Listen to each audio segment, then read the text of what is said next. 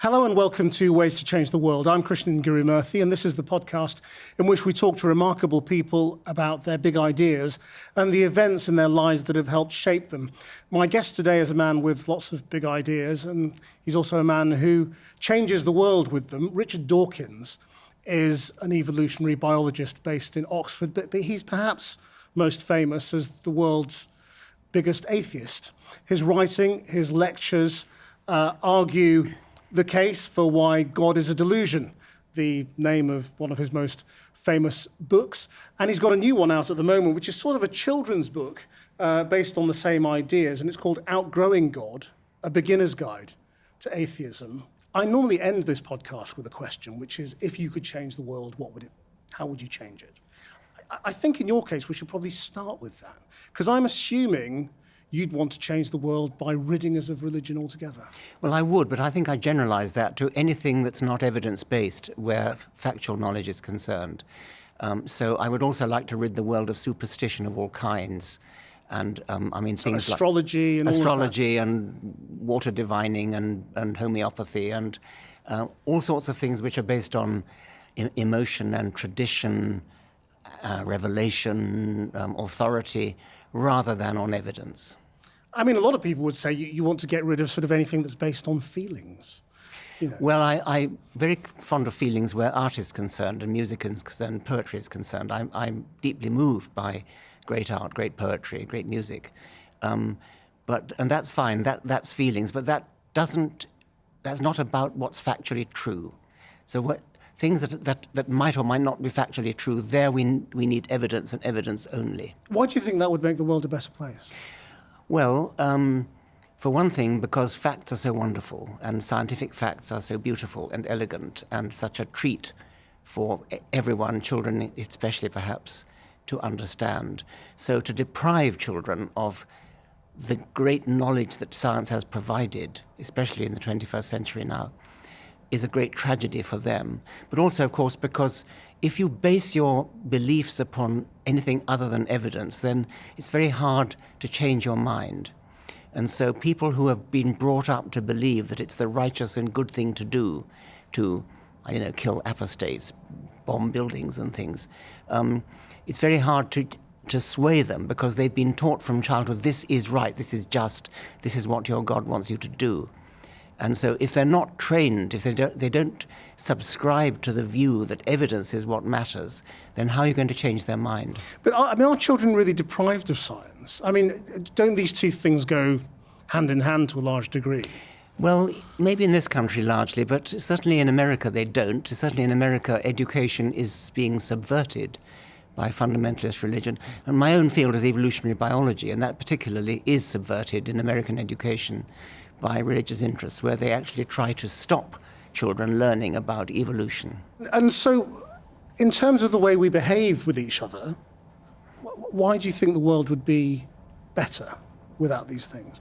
Because, I mean, you say, our actions should be evidence-based. I mean, aren't a lot of your explanations for why why religion is such a big thing in the world based on the idea that we don't always take the rational choice. We don't always do what is evidence-based. We often do things based on a sense, a feeling. Well, that's right, and that's what's so bad. I mean, But that's not come from religion, has it? I mean, it's sort of a bit chicken and egg. Oh, well, yes, if you mean that somehow the human brain is somehow susceptible to emotion rather than to evidence, that could well be true.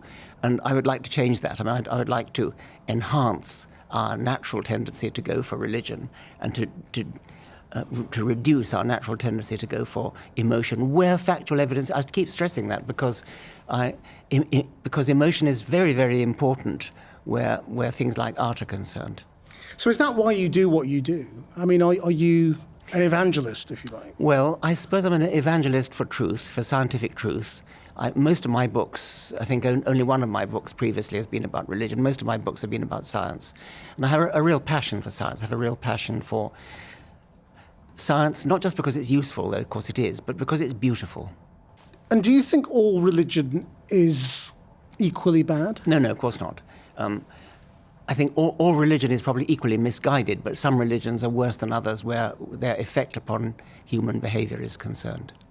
Is that why you said that you thought Islam was the greatest evil today a few years ago? Yes. I think that's true.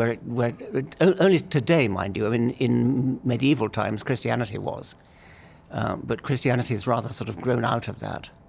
And do you still think Islam is the greatest evil today? Well, I'm not sure about that. I think that nationalism, patriotism, really, where you say my country right or wrong, America first, these are also great evils which we would be better off without. Because, and we'll come back to that, of course, but I mean, in a way aren't we living in a world in which we are less and less evidence-based, less and less truth-based? I hope and not. more emotionally driven, more emotionally swayed, whether it's in politics or... That's possibly true. I would hope it's a temporary trend. I think it might be true, and I think the internet might partly be responsible for that. I haven't really thought that through. Perhaps you have views on that. It could be said, yes, that there is a temporary blip in the more general trend towards being more evidence-based. You were brought up as an Anglican. I mean, you were born abroad, weren't you? Yes, but in a very British environment. And so, yes, I was brought up... Well, I was sent to Anglican schools. So what was your childhood like? It was a happy childhood. It was in Africa, colonial Africa, so it was a very cushy existence in many ways. We had servants and things like that. In other ways, it wasn't cushy. We didn't have water closets. We had earth closets, things like that. We had no electric light. But so it was rather a throwback, perhaps, to Victorian England in a way. And who introduced the idea of God to you? School. Rather than parents? Probably my parents sort of mentioned it in the same sort of breath as Little Red Riding Hood and things like that. And do you remember believing? Oh, yes. At school, I was confirmed into the Church of England. And you meant it at the time? Oh, yes. At the age of about 12 or 13. And how do you think that happened? I mean, had you been indoctrinated? Or, I mean, what was it? Indoctrinated is a strong word, but it had been a central part of my education at school, yes. I mean, what I mean is, have you come to understand how you had come to believe in something? Yes, when you're told something by an authority figure, by a teacher, by a vicar, yes, it's not... You just accept it? Yes, it's not difficult to understand why that is. In a way it is, isn't it? I mean, to really believe is to really accept an idea in your mind, isn't it? Well, yes. Not just to repeat what you're being told. No, I mean, I really believed it, and I think people do, and I think that's one of the insidious aspects of it, that the child mind is receptive, perhaps too receptive, but you can see why. It would be a good thing for the child mind to be receptive to whatever the child mind is told by an authoritative adult speaking very seriously. And it's easy to see why all over the world people inherit, not in a genetic sense, in a mimetic sense, inherit the religion of their parents, their grandparents, their school teachers, their priests, and so on. And they really, really do believe it, and that's important to understand. When we castigate terrorists for doing suicide bombings and things like that, you have to understand they really, really believe it. They really believe, as Sam Harris says, they really believe what they say they believe. And it's not surprising that they do, considering that they were taught it. It was rammed down their throats in early childhood. I mean, you have very controversially before said that believers are victims of their religion. Yes. I mean, are you extending that then to terrorists? Of course. That they are victims. Yes. Yes. They really believe it. They honestly, they're sincere. They believe that they're doing the righteous, good thing. And they've been taught that. They are victims, yes. And so whose fault is that? What are they victims of? Well, I suppose, it's tempting to say they're victims of their teachers and priests, but that's probably unfair too, because the teachers and priests themselves were victims in their own childhood. It's a self-repeating process. That's the whole point of mimetics. It just goes on from generation to generation. So perhaps we shouldn't use the word fault. I mean, it's just something that happens, just like genes get passed on. We can break the cycle by counter-education, and that's what I'm trying to do in my life. Why did you stop believing then, as a child? Oh, I stopped believing for various reasons. I mean, first of all, because I realized I think my mother woke me up to this, that there are lots of different religions and they're all incompatible, so they can't all be right.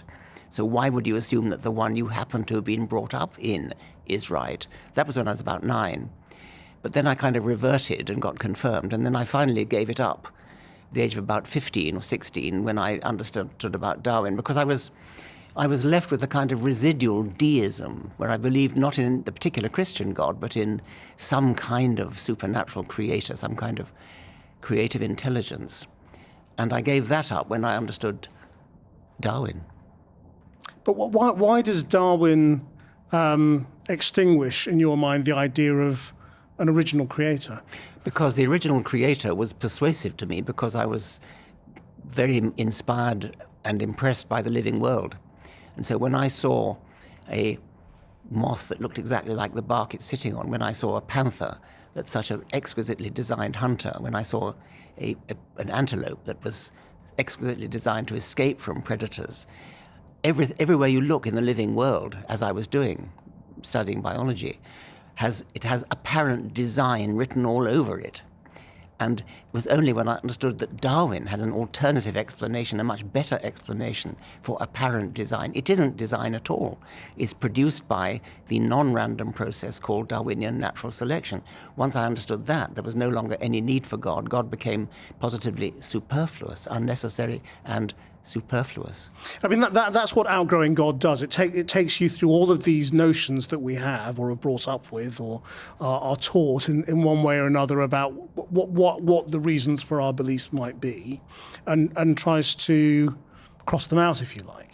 But if you take your own experience, which was that Darwinism drew you away from believing in God, why didn't you end up in a situation where you thought, well, maybe God started it all off, and then Darwinism took over? Yes, that's a good question. The reason for that is that Darwin solved the big problem. The apparent design of living creatures is the really big problem, and that was really compelling. Before Darwin came along, it was very difficult to be an atheist. The origin of everything, the idea that God just started it off, the idea that God sort of, so to speak, began the process of evolution and then sat back and did nothing. That's very unpersuasive, because having got rid of God for the big problem, which is the apparent design and diversity of living things, why would you smuggle him in for just a little problem right at the very beginning? Is it a little problem, though, the beginning of everything? Well, I think it's comparative, and this is controversial, and some people would say it's not a little problem. I think it's comparatively little. The thing about Darwinian evolution is that it starts from simplicity and builds up to this prodigious complexity that we see in the living world. Now, before that, the start of evolution, everything was simple. And it's much, much easier to say that simple things just happen than to say that complex things just happened. Complex, more or less by definition, cannot just happen. It has to have an explanation. Darwin provided that explanation. The origin in simplicity requires sort of an explanation, but it's nothing like such a big explanation. And physicists are now working towards understanding the explanation of the origin of the cosmos and the origin of everything. Well, are they? I mean... Yes. Do you think we'll work it out in our lifetimes, where it all began? I don't know about in our lifetime. I mean, I think it's... Well, in 100 years, then. The history of science gives us every encouragement. I mean, it one by one, the various problems have fallen to science. I mean, that's a matter of faith, isn't it? I mean, you're sort of... You could call it faith if you like, but I think it's a matter of historical precedent. It's a matter of the experience of science. If you think about what we now know compared to what our ancestors knew 100 years ago, 200 years ago, 300 years ago, it's a magnificent progress towards understanding everything. Maybe we won't ever understand everything, but the record shows that we're on the right path. Do you think we would behave better without religion? Doesn't religion give us codes, rules by which to live? Yes, and they're pretty awful, aren't they? If you think about the codes that are given us by the Bible, especially the Old Testament, obviously. I mean, anybody who lived their life according to the morality of the Old Testament would be an appalling person you would not wish to know. I mean, stoning people to death for breaking the Sabbath, stoning witches, persecuting homosexuals, and so on and so forth. The New Testament's a bit better. I mean, Jesus was obviously a very, very nice person if he lived. I mean, either Jesus was a nice person or whoever wrote his lines was a very nice person. Quite rude to his mother. Well, yes, but that, can perhaps overlook that. I mean, the Sermon on the Mount is classically regarded as a very, very wonderful set of rules for living, and indeed it is. But taken as a whole, the Bible is a terrible set of rules for living, and given that there are a few nice bits, you have then to have a criterion for which bits you decide are the nice bits, like the Sermon on the Mount. And the criterion by which we decide that has to be non-biblical, otherwise it's a circular argument. So we can look through the Bible and cherry-pick the bits that we regard as good, and we do that. But then why bother with the Bible at all? If we've got a criterion for cherry-picking, let's just use that criterion and live our lives by moral standards, which we are given by moral philosophers and by the general progress in morality, which we see as we look from century to century, decade to decade, actually. It's that quick. But do you think people would live well if there was no sense of any ultimate sanction? No fear of hell, no fear of divine retribution? Possibly not, and that's a rather pessimistic conclusion, because what that means is that the only reason people are being good is that they're frightened of hell. They're frightened of being found out. They're frightened of the great surveillance camera in the sky that's watching your every move. Perhaps not the only reason, but perhaps an ultimate reason. Well, that's a patronizing reason. What it's sort of saying is people are not good enough to just be good. They need to believe that there's a spy camera watching them. There's a divine policeman watching their every move. That's an evidence-based argument, isn't it? That people are not very good. Yeah, I'm sorry to say it is. Steve Pinker has an anecdote, a rather pessimistic anecdote, that in Toronto when he was a boy he had great sort of liberal ideals. And then there was a police strike in Toronto. And immediately, lots of people went around smashing shop windows and pinching things and so on, which suggests you're right, that evidence-based, it is the pessimistic conclusion that people actually do need to be policed. But I don't find that a good reason to propagate a falsehood, as I believe it is. If you say, well, you and I are too intelligent to believe in God, but other people need it. What a patronizing, condescending attitude. Other people need it in order to be good. Why don't we try to foster goodness without the divine policeman? Why do you think religion came about then? Oh, well, that's another question. And you can answer that at a psychological level. You can say that our wild ancestors were faced with terror. They were faced with ignorance. They didn't understand why things happened. They didn't understand why the crops failed, why there were plagues, why there were terrible diseases, why there were droughts and famines. And so it was natural for them to attribute those things to some kind of agency. And that's a psychological explanation. Another one would be they're terrified of dying or terrified of not seeing their loved ones again after they've died, and so it's a good idea. Wishful thinking, in other words. So that would be a psychological explanation of how religion came about. I think there might be other explanations as well. I mean, aren't all of these explanations still the case in a lot of places for a lot of people? Oh, yes. I mean, the fact that we can provide an explanation for why religion exists does not mean it's true. And I care about what's true. Well, I'm asking you whether it's a good or a bad thing as well, whether the world would be a bad... You want to change the world by ridding us of all, non-evidence-based thinking, as you see it. I'm asking you why you think that would make the world a better place. Let me parse that a bit. What you're kind of suggesting by asking that question is that even if religion is false, even if there is no such thing as a god or gods, then it might be a good thing if people believe in that falsehood. And I don't go along with that. I mean, I can see that it might be a politically expedient thing to say it's good for people to believe in a falsehood because it makes them behave better or something of that sort. Maybe the world would be a better place politically, socially, if people believe this falsehood.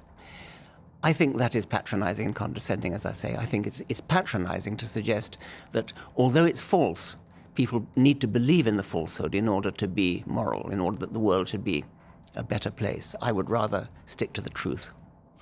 I mean, I suppose the reason I'm putting that is because, you say although it is false very definitely.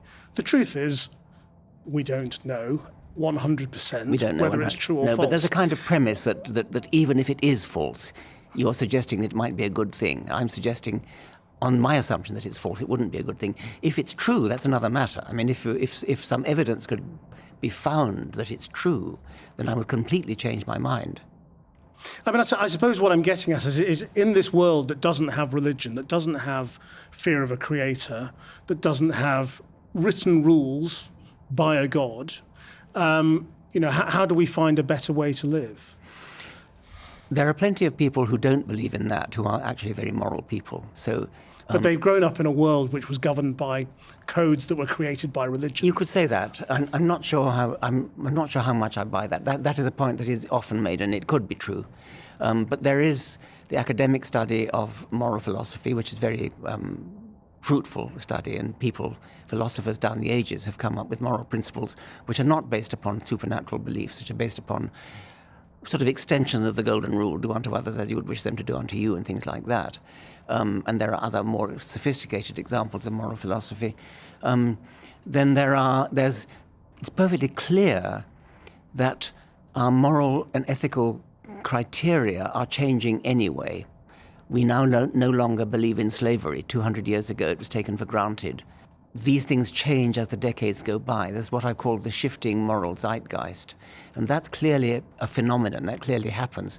It's much more difficult to explain why it happens. And I've tried in Outgrowing God to give some explanation for why it happens. But it's a combination of moral philosophy, of parliamentary decisions, of legal decisions, of just plain conversations, just plain discussions, of journalism, broadcasting. All these things are conspiring together to change the moral outlook such that the moral outlook of a 21st century person is quite different from that of the moral outlook of somebody of 100 years ago or 200 years ago or 300 years ago. These things change all the time.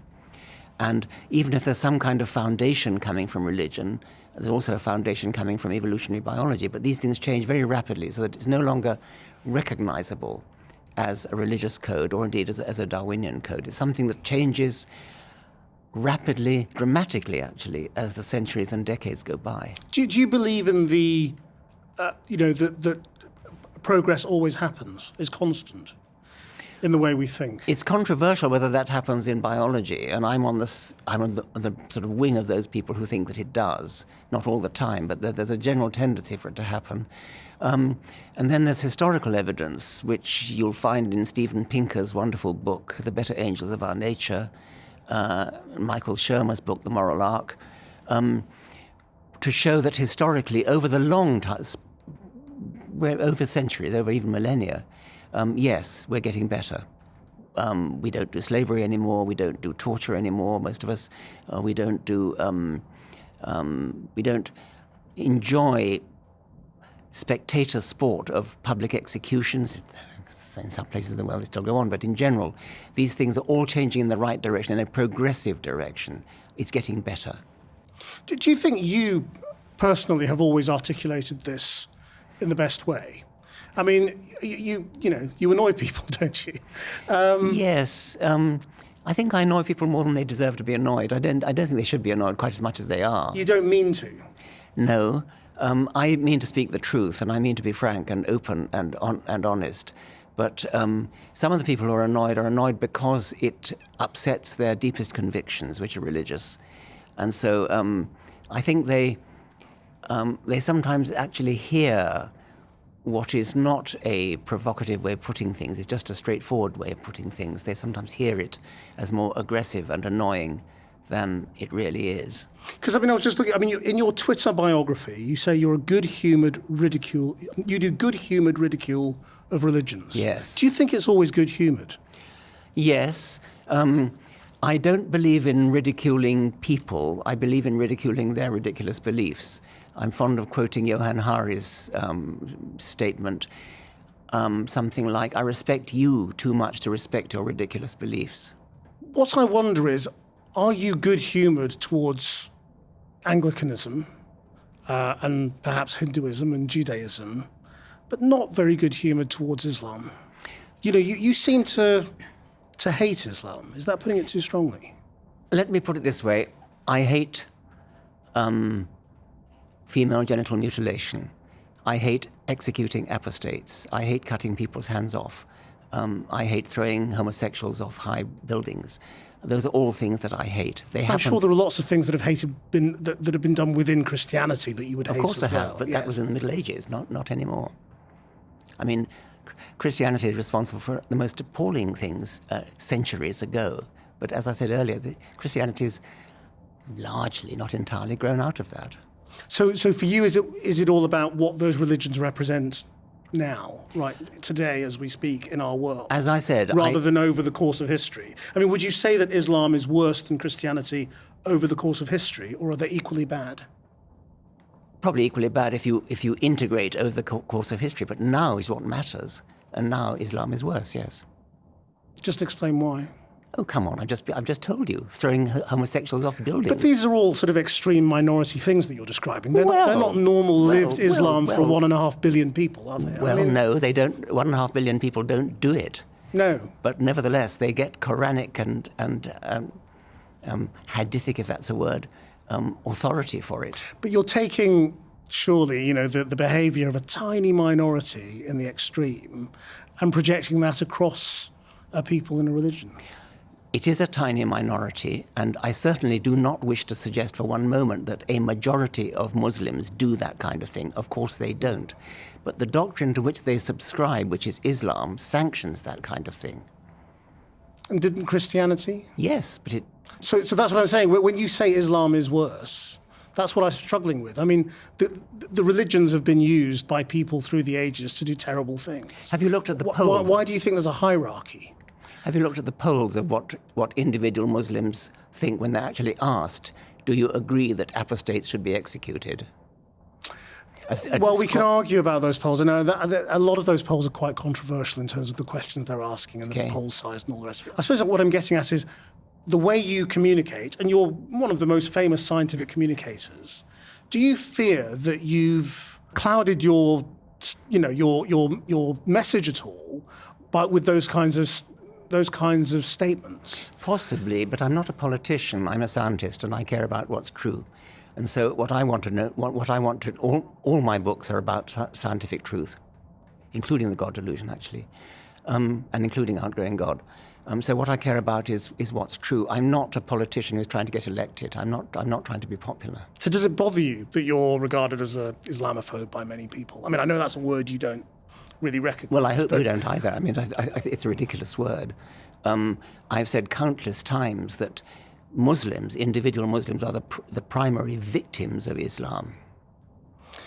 Which is also a very controversial thing to say. I mean, Maybe controversial, it's undeniable. Well, it's undeniable that you're a victim of white middle-class colonial society in the same way. Yeah. I mean, we're all victims of our upbringings and our cultural norms. Yes, but I'm not persecuted. Because there are bad. Well, arguably you are. It depends on your perspective, doesn't it? I suppose, but I'm not threatened. I don't fear for my life because of the society in which I'm brought up. Whereas there are bloggers in Bangladesh, for example, who actually do fear for their life because they have done really, really quite innocent things, like say that they question some aspect of whether God exists, something of that sort. Yes, I mean, I suppose they are victims of Islam. Yes, I mean things like your tweet about the niceness of the bells of a cathedral compared to the unpleasantness in your words of Allahu Akbar. Let me say something about that. Allahu Akbar can sound beautiful and aesthetically wonderful when it's sung from a minaret by a beautiful voice. As it generally is. And I've heard that, and it is wonderful. What I meant by that, and Twitter is too short, tweets are too short to say that, is that Allahu Akbar is the last thing you hear before the bomb goes off. That's what I meant by saying that it has an aggressive ring to it.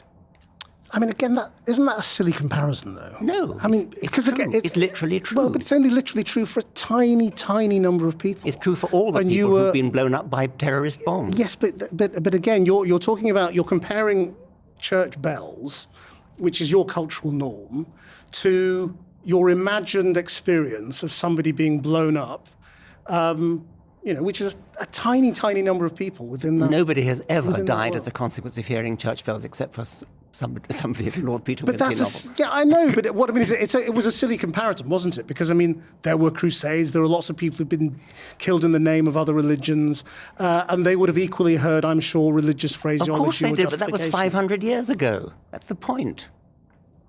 What's the point? That it doesn't happen today? Yes. Church bells are, at worst, church bells are a nuisance to people who are trying to concentrate on the book they're reading. But you did ask whether it gave away your own cultural I did. prejudice. Yes. Do you now see that it did? Well, from an aesthetic point of view, I suppose that's right. But I could have added that aesthetically, I find the call to prayer very beautiful. I've heard it sung very, very beautifully in Morocco, for example, where it was a beautiful, deep, rather like Paul Robeson voice. And that was wonderful. I was woken up by it at dawn and it was beautiful. So I can cope with that aesthetic as well. But the main point I was trying to make was, as I said before, it's the last thing you hear when the bomb goes off. I mean, the point you make is right at the beginning of the book is that with all of these, the Greek gods and Roman gods and, the sun god and all of these things, that's now normal to dismiss all of that and say, well, of course those gods don't exist. But God, the Christian God, the Jewish God, well, there's got to be something there. Maybe it's all just one God and we all share it out between different religions, but there must be something there. Why do you think we're able to make that distinction between these archaic gods and the notion of God that we have now? Because we, when you say we, you, I mean one. Society is brought up to believe in the God of the Jews and not in the God of the Greeks and the Vikings. It's indoctrination then.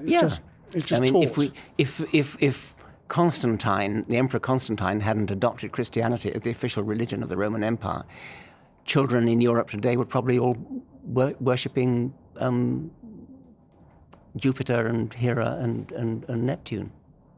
And what do you think happens when we die? Well, either we're cremated or we're buried, or we leave our body to science. Do you fear it at all? I fear the process of dying, depending upon how it happens. And I think that, unlike non-human animals who have the privilege of going to the vet and being put to sleep, we don't have that privilege. And so the likelihood is that our process of dying is not going to be very pleasant. People often become more religious or more superstitious as they get older, though, don't they? Because they fear the Creator, or either being judged or that there's nothing. I believe that they just stop. Could well be true. An Australian friend of mine said, "Why are there so many old people in church cramming for the final?" And you've never found yourself wondering. Have you ever had doubts that you may be wrong? Not since I became an atheist, no. I mean, I may have doubts about lots of other things, but not about my individuality surviving the death of my brain. Of course not. That would be absurd. And it's never sort of occurred to you that there may be a dimension, a way of thinking that you're just not capable of, that exists? I believe that's true, probably. And I think that, for example, if ever we get into contact with extraterrestrial aliens, they will be a lot more advanced than we are, probably, because otherwise they couldn't get here. They couldn't. And we'll have a lot to learn from them. And so there will be some things that will simply blow our minds. So you think it is likely that there are other living creatures out there somewhere? Yes, I do. Just on the balance of probability? Yes, statistical grounds. I mean, the sheer number of stars, and therefore we now know that most stars have planets. And so I think the probabilities suggest that there are probably lots of other civilizations. Of course, it's arguable that they won't get much more advanced than we are, because there's a tendency for civilizations to destroy themselves. And so maybe all over the universe there may be little pockets of civilization winking into existence and then extinguishing themselves. That's a speculation, a science fiction speculation. It is possible that we are unique, and I have considered that at the end of The Blind Watchmaker, one of my books. It's not totally obvious that there have to be other living creatures around. But if we are unique, then what that means is that there's something very, very, very, very special about the origin of life on this planet. If we are the only one that's developed life, then the origin of life would then have to be a quite stupendously improbable event, so much so that we're wasting our time trying to understand it. But I don't believe that, as a matter of fact. I believe that there is probably quite a lot of life around the universe. Even if there's only, say, as few as 1 billion other life forms. And I stress that word few because 1 billion is a tiny, tiny number compared to the 10 to the 22. If that were the case, then the different life forms might be so widely spaced out that none of them ever encounters any of the others. Other eminent scientists, Stephen Hawking, Einstein, I suppose have had this notion that sort of, God might just be that bit of science that we haven't quite. Oh, well, that's just a matter of terminology. Einstein and Hawking both used God language, but what they meant by that was that which we don't know, that which we don't understand. And they had a reverence. Einstein especially had a deep reverence for that which we don't understand.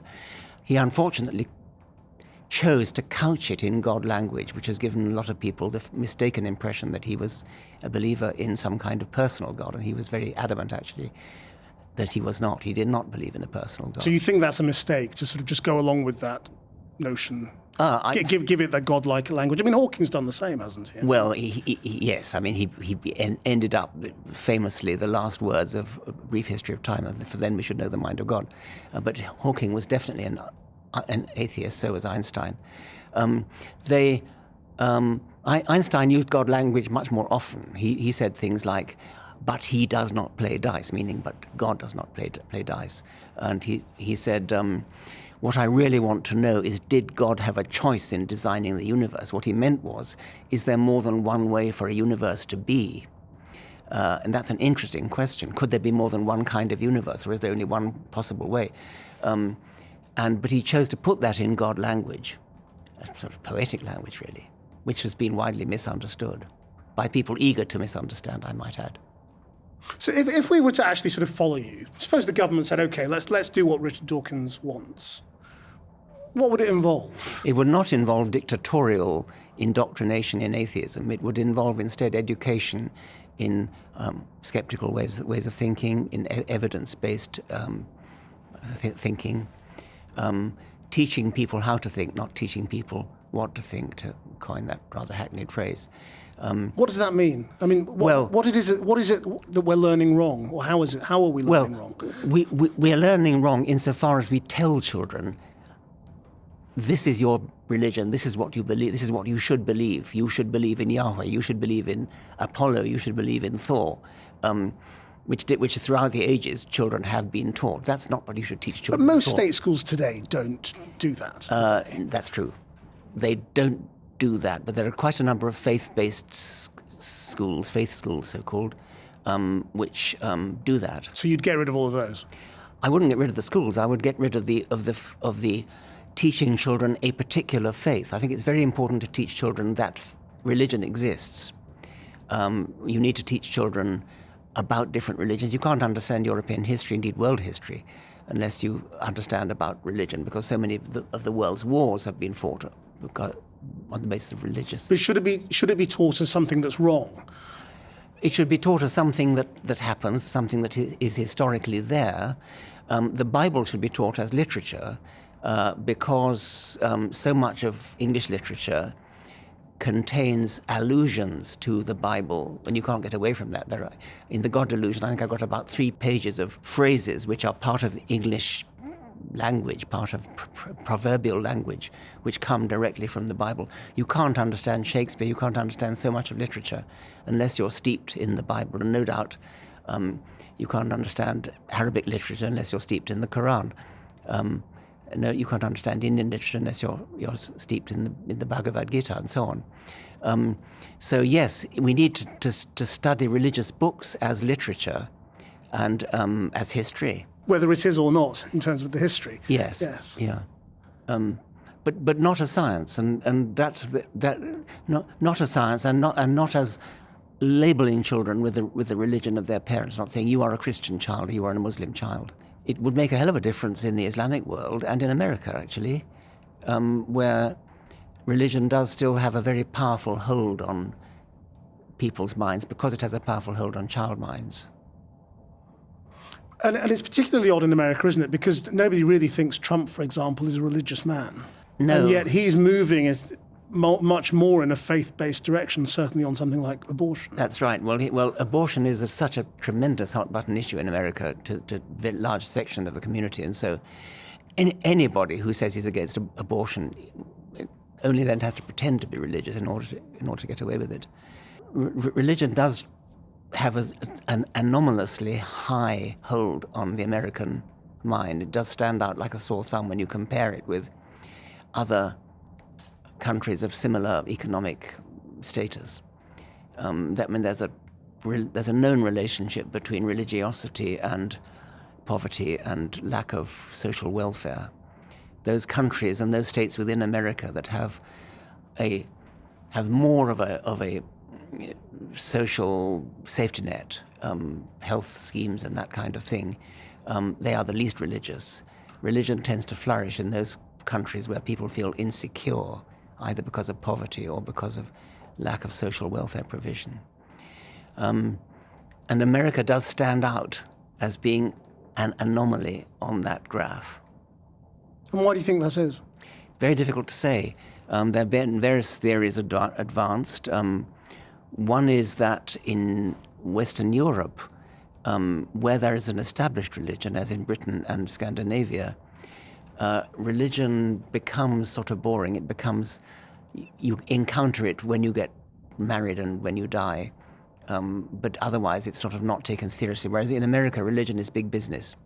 You get these gigantic mega churches with evangelists using the slick Madison Avenue type techniques to sell their particular church as opposed to rival churches. So it's exciting. And you have these people waving their arms around and dancing in the aisles and things, and religion is a form of entertainment. And that's one theory. Another theory is that religion is that America, being an immigrant society, just about everybody is descended from immigrant parents, and not that long ago immigrant parents, all except for Native Americans. And one of the things that happens when you go across the Atlantic to a strange country is that you feel lonely, you feel isolated, you've left your roots behind, you've left your family behind. And so religion gives you, a church gives you a feeling of security, gives you a kind of substitute family. That's another theory that's been advanced. When you think about what's going on in America, in parts of the Muslim world, when you look at the rise of Hindu nationalism in India, I mean, do you think you're losing this argument, your side? Only temporarily. I mean, I think that there's a temporary reversal, as I said before. I mean, we're losing the argument in America because of Trump. Let's hope he doesn't get reelected. And Hindu nationalism, you're right. I mean, Gandhi and Nehru would be turning in their graves as what's going on in India. The rise of militant Islam as a form of pride, really, as a kind of nationalism, which I think is another great evil. I mean, the great wars of the 20th century, the First and Second World Wars, were nationalistic wars. So that's another ideology which is not evidence-based and has evil consequences. But is it because secularism has failed these people? You know, rational thought hasn't got them anywhere? I doubt that. As I say, I think it's a temporary thing. There's no doubt we're in a bad patch just at the moment. Do you think we will get to a point where the idea of God will just be a sort of a curiosity? We're moving in that direction over the long term, but we've got a long way to go, and I wouldn't like to hazard a guess as to when that will happen. So do you think we will outgrow God? It might take centuries, but yes. So how do you think we will look back on religion if we do ever outgrow God? The same kind of way we look back on when we believe that witches should be burned, that sort of thing. We'll look back on it as a dark period. Richard Dawkins, thank you very much indeed. Thank you for you sharing very your much. ways to change the world.